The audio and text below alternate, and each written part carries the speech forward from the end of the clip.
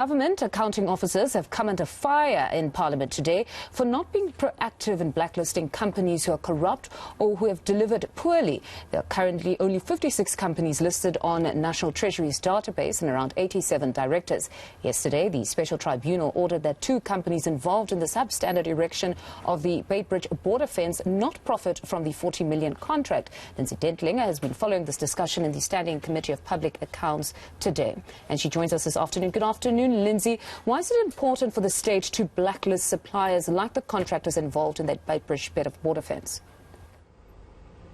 Well, Mfundo, as you've just been having this very long discussion on this particular matter, those 2 companies that were, for example, involved in the construction of that fence are not new to government. They've been doing work for the Department of Public Works for years, and it was because they are known to the department that they were able to so quickly appoint them to do this particular work to erect this fence at the start of the lockdown. And so we heard from the Deputy Finance Minister today, David Masondo, telling the Standing Committee on Public Accounts that for a whole host of reasons, including stopping this perpetual cycle of corruption from suppliers who again and again do things like a poor performance, deliver substandard work, who just don't comply with all the regulations, who commit all kinds of fraud in getting these tenders in the first place, that they are not rooted out. And so it is important also for investor confidence,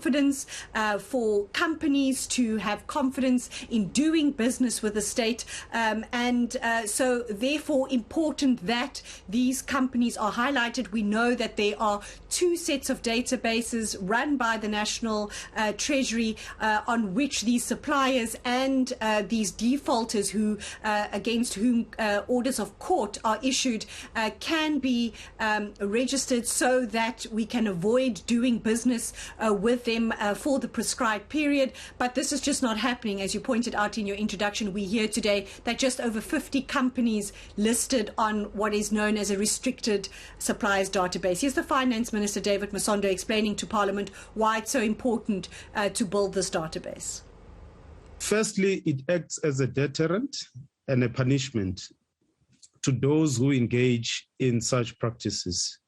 Secondly, it inspires confidence amongst companies that do business with the state, that we are fair, and there is we do business in a competitive manner with them.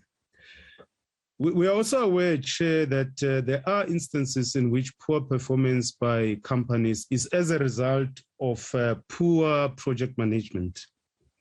ESCOM, Midupi and Kusile build program is a classic example of on how poor project management can create cost overruns leading to possible corruption. I mean, ESCOM was debt was 255 billion in 2014. It increased to 450 billion in 2019, largely because of cost overrun and poor project management of these 2. The building of these 2 power stations. You know, Lindsay, the Deputy Finance Minister there details the reasons. So what would be the positives? It could serve as a deterrent. So why the database of those dodgy suppliers so small? Because we've had many reports on very dodgy contracts. Fundo, exactly, and therein lies the rub. Parliament hearing today from the National Treasury that accounting officers are the problem. Treasury on its own, by law, cannot include a name of a supplier on any of these databases unless it is reported to them. And those reports have to come from accounting officers from the various departments or from the various state-owned companies or other public entities, and that is just not happening.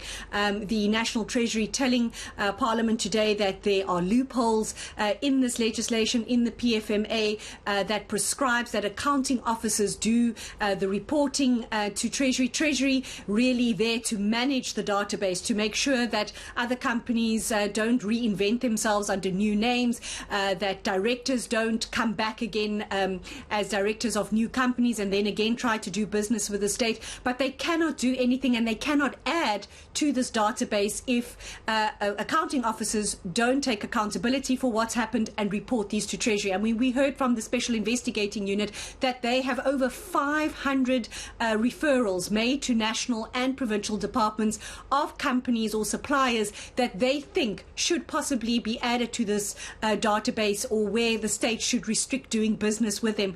But of course, none of these companies' names have been added to the database. Treasury also saying that there are no outstanding names that they are still to consider, or disputes that they need to consider. Those 50 odd names on the database is what we have.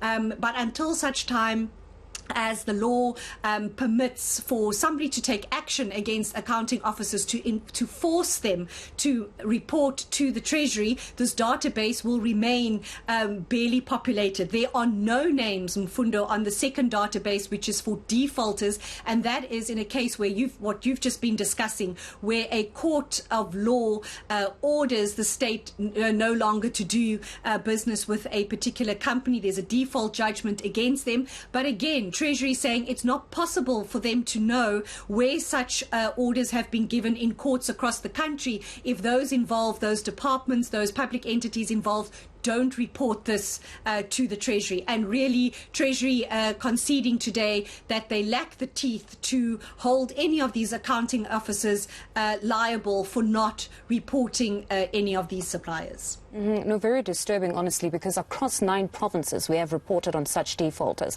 But perhaps we do need to shift our focus now to the accounting officers to find out why exactly they are not reporting some of these cases. Thank you very much. That's our reporter, Lindsay Dentlinger. Now,